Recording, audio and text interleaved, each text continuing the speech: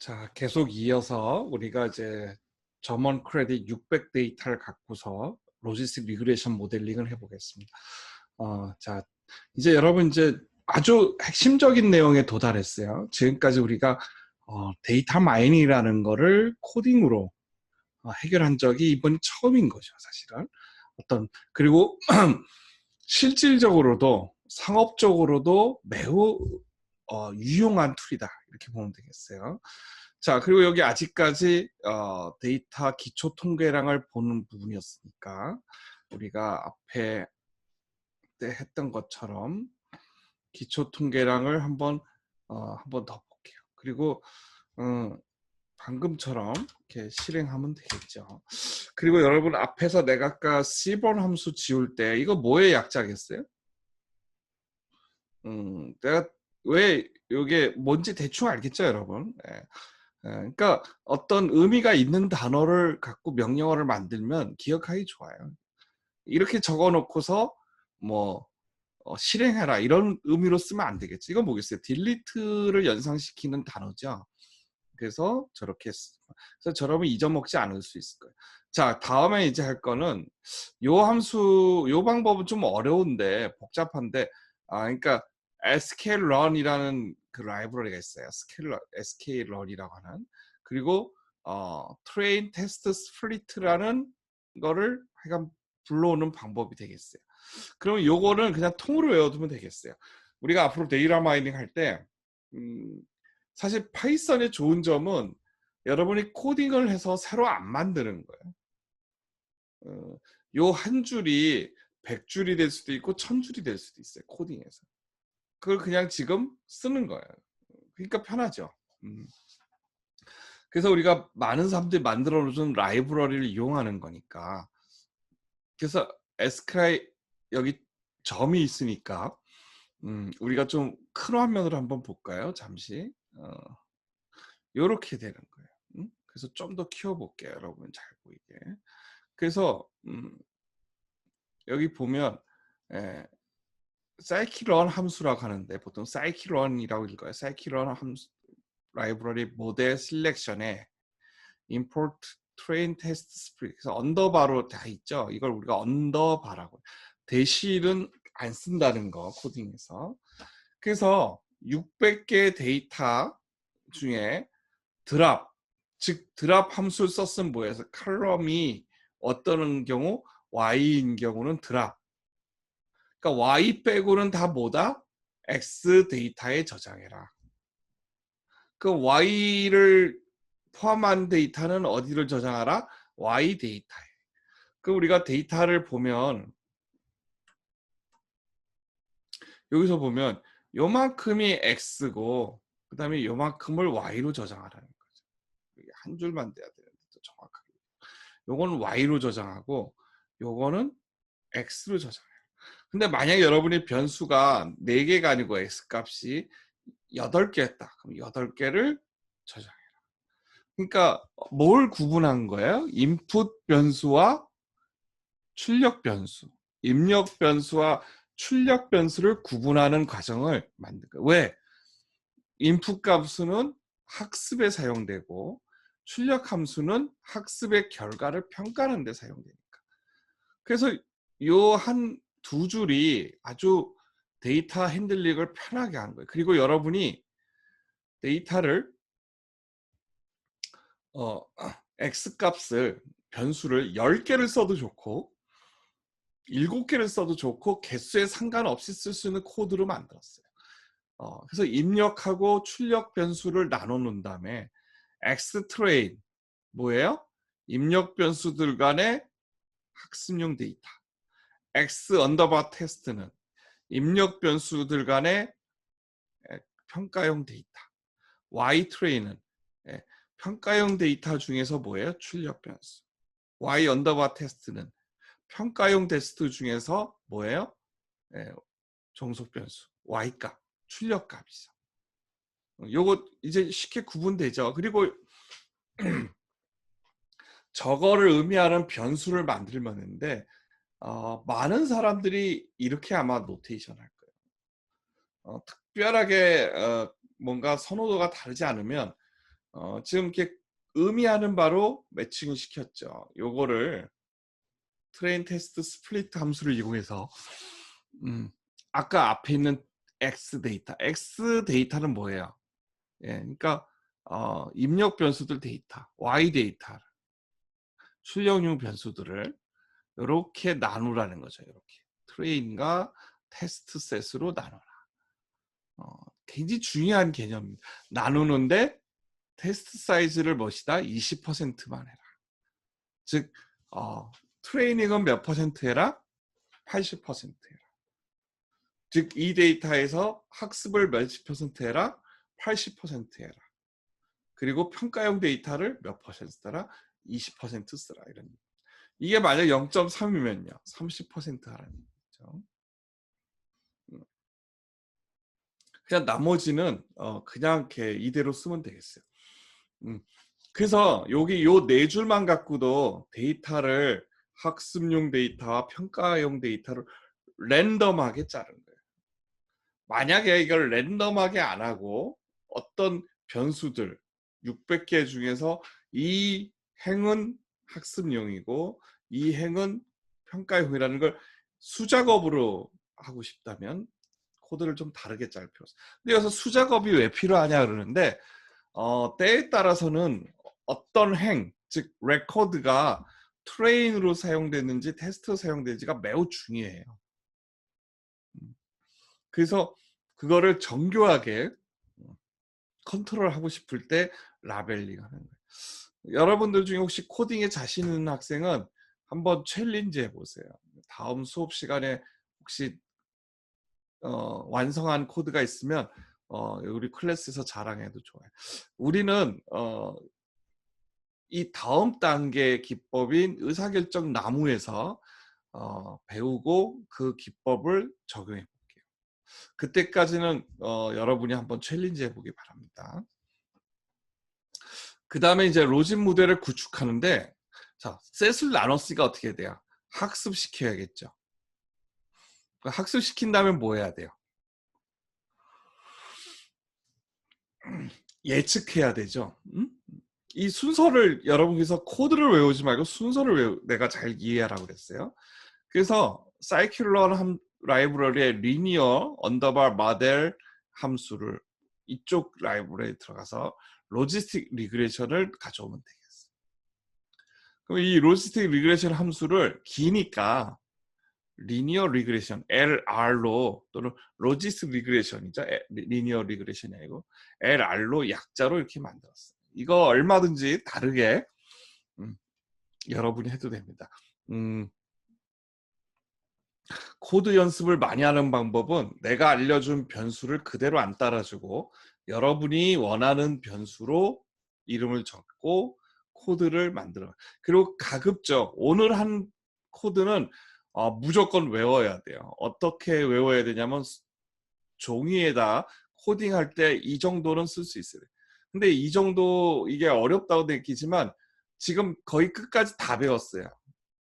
데이터 마이닝 우리가 벌써 반 학기 이상을 열심히 했는데 그 내용이 오늘 한 내용에 다 들어있는 거예요.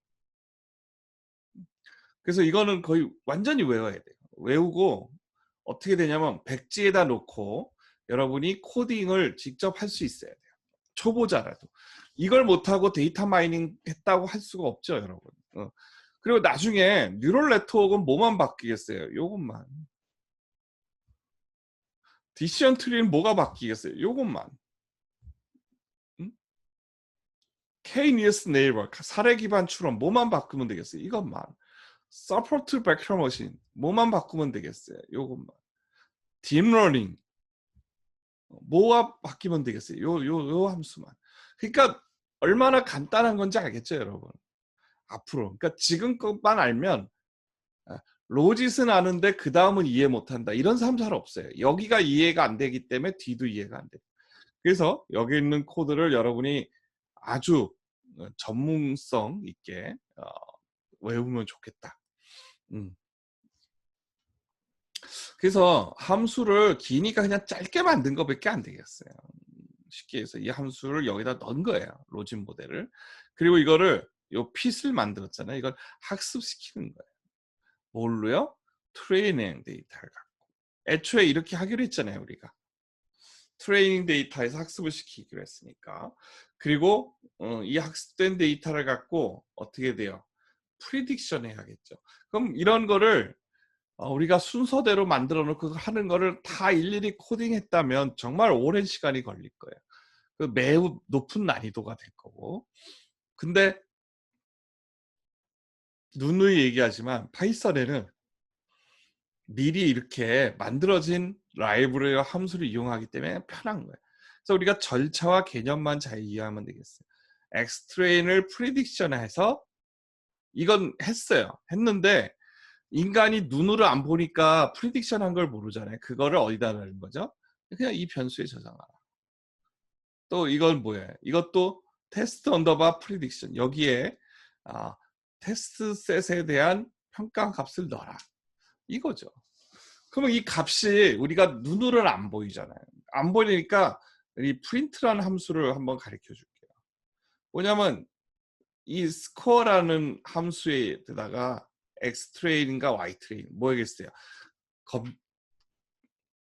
합승용 데이터셋. 그 다음에 이쪽은요. x테스트, y테스트는 테스트셋, 즉 평가용 데이터. 이 두 개로 어떻게 해라? 값을 인쇄해서 우리가 볼 수 있게 해달라. 그럼 로직 모델 다 한 겁니다. 지금 한번 이제 코드로 돌아가서 해볼게요. 자, 600개의 데이터 갖고 한번 실행해 봤어요. 아직 이제 여러분한테 이 값이 전달이 눈에 보이질 않는데 이걸 갖고서 여러분 트레이닝을 시키는 코딩이 됐어요. 그럼 끝난 거예요. 우리 진짜 비즈니스 데이터 마이닝 지금 12주 차인데 정말 여러분들이 고생하면서 열심히 어려운 내용을 이해하려고 하는데 끝난 거예요. 지금 이 두 번의 명령 줄로. 총 몇 줄이에요? 8줄로. 그리고 이 값이 잘 됐는지를 프린트 함수에다가 결과를 한번 넣어서 뿌려보게 하니까 어때요? 트레이닝이 61.7%, 그 다음에 평가용이, 검증용이 58.3%. 그렇게 잘 된 건 아니지만 그래도 뭐 나름대로 선방했다고 보고, 그 다음에 이제 우리가 이걸 갖고 더 튜닝을 하는 거예요. 자, 그럼 이제 뉴럴 네트워크도 그렇고 디시전트리도 그렇고 똑같은 거니까 여러분 여기 로지스틱 리그레이션 요 단계 잘 이해하도록. 의외로 너무 간단해서 여러분 당혹스럽죠. 자, 그 다음에 이제 마지막으로 여기까지 해서 끝을 내도 돼요. 근데 이왕 하는 김에 하나만 더 해보면 컴퓨전 매트릭스가 있어요. 보면 퍼포먼스 매트릭스예요. 그럼 이제 퍼포먼스 매트릭스는 뭐냐면 우리가 사용하는 다양한 메저, 프리시전, 리콜, F1 스코어, 서포트 값, 이 값들을 이 과정별로, 즉 건전한 집단과 그 다음에 부실한 집단별로 그 통계라 이렇게 각각을 내고 또 이거를 전체로도 한번 내주는 그런 표를 만드는 게 되겠어요. 그러면 우리 앞에 좀 전에 앞에 여기서 요거를 하면은 몇 퍼센트라는 게 나오는데 그걸 우리가 뭐라고 한다? 히트 레이쇼, 적중률이라고 하는데 적중률보다 한 단계 더 이상이 되는 걸 그걸 찾아야겠죠. 그게 이제 여기서 우리가 얘기할 거예요. 그럼 한번 볼게요. 컴퓨전 매트릭스를 만들기 위해서 이것도 디자인이 돼 있는 걸 갖다 쓸 거예요. 여러분이 새로 안 합니다. 그 다음에 트레인 데이터의 컴퓨전 매트릭스를 만들 거예요. 이때 내가 왜 테스트 데이터에 대해서 안 만들었느냐? 그건 있어요. 일단 학습용 데이터만 갖고 먼저 따로 할 거예요. 그럼 컴퓨전 매트릭스 만들면 이게 이렇게 나오게 돼요. 그리고 아마 요즘 중국이 바빠서 이거를 해줄 줄 모르겠지만 여러분 미안해요. 내가 좀 이따가 중국 교수님들하고 회의를 하다 보니까 말이 헛나왔네. 이 컴퓨저 매트릭스에 대한 개념은 좀 더 나중에 더 배우겠는데 이건 손으로도 계산할 수 있다고 해야죠. 그냥 정오 행렬표 라고 보면 되겠어요. 그 다음에 스케일러에서 accuracy 스코어를 뽑아서 이렇게 정확도를 계산해서 방금처럼 0일로 클래시피케이션 리포트를 만들면 우리가 원하는 것들이 쭉 나온다. 그럼 요걸 한번 실습해 보겠습니다. 자, 여기 요렇게 나오는 것도 좋은데요. 히트 레이쇼가. 이 방법이 좀 복잡하긴 한데 앞으로 이 방법은 그대로 계속 쓸 거니까 그냥 갖고 있으면 되거든요. 그러면 정오행렬표를 만들어 볼게요. 뭐에 대한 정오행렬표예요?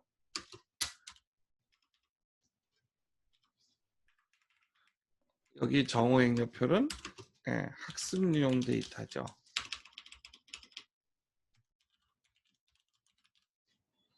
자, 한번 만들어 볼게요. 훨씬 보기 좋죠. 프리시전, 리콜, 에프런 스코어를 보여주는데 이거의 의미는 다음에 또 다시 좀 얘기할게요. 프리시전과 리콜과 에프런 스코어는. 근데 이제 우리가 히트 레이쇼 있잖아요. 히트 레이쇼. 적중률과 보다는 좀 더 다른 데이터인데 이렇게 우리가 계산할 수 있어요. 근데 사실 이 많은 노력을 통해서 이 값을 계산하는 게 좋긴 한데 그거에 비해서 어때요? 이게 너무너무 심플하고 간단하죠? 그래서 여러분 이걸 꼭 둘 다 알아야 된다. 오케이. 그리고 당연히 데이터 마이닝 했는데 프리시전 리콜을 모르고 계산하는 걸 껄끄러 한다. 있을 수 없는 일이에요. 그래서 요거를 우리가 꼭 먼저 쓰도록. 그래서 데이터를 두 가지 유형을 줬습니다. 그리고 지금 거는 좀 어려울 수도 있는데 거의 그냥 외워서 쓰면 좋겠어요. 외워서. 그래서 여러분이 아주 숙달이 돼서 이거 부분은 항상 앞으로 디시전 트리를 하든 뉴럴 네트워크를 하든 뭐 우리 이번 학기에 뉴럴 네트워크까지 배우지는 않지만 뭘 하든지 이렇게 쓰면 되겠어요.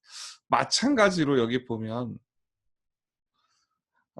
검증용 데이터, 평가용 그 데이터도 방금처럼 정오행렬표를 정확도야 민감도가 다르게 해서 충분히 만들 수 있습니다. 그리고 이제 여기를 꼭 챌린지에서 꼭 다들 끝내주길 바래요. 한번 우리 데이터로 가볼게요. 그러면 여기서도 한번 실행해 볼게요. 뭐 같은 거니까 당연히 여러분이 타이핑만 오류만 없으면 당연히 되겠죠. 그래서 정오행렬표를 이렇게 쭉 만들었습니다. 자, 그래서 우리가 로지스틱 리그레이션을 지금까지 쭉 끝냈는데 어때요? 생각보다 매우 간단하다. 그리고 여러분 물론 내가 데이터를 매우 적게 쓸 수 있게 코드를 바꿔놨지만 어때요? 다른 때에 비해서 이게 전혀 무겁다는 느낌이 없죠. 그래서 그만큼 로지스틱 리그레이션이 안정적으로 잘 쓸 수 있으니까 여러분들 특히 컴퓨터공학과 학생들이 이런 비즈니스 룰을 배워서 할 때 제일 약한 게 뭐냐면 방금과 같이 이렇게 해석하고 여러 가지 다양한 걸 넣는 거예요. 그래서 요분들을 한번 여러분들도 연습을 해서 따라해 보면 좋겠습니다. 그리고 오늘 한 거는 아까도 얘기했지만 모두 외울 때까지 연습하는 게 좋겠다. 그리고 이것만 반복하면 이번 학기에 7, 80%는 완성한 거다. 이렇게 보면 되겠어요. 자, 여기 정도 하고 그 다음에 영상으로 여러분이 공부하면 굉장히 타이트해요. 내가 다른 말을 안 하고 집중해서 하니까. 그래서 오늘 수업은 여기까지 하고요. 그 다음에 주말 중에 동영상 하나를 좀 더 올려서 지난번 좀 휴강한 거를 메이크업하고 다시 우리가 다음 주 화요일은 실시간 수업으로 만나서 진행하도록 할게요. 자, 여러분 수고했습니다.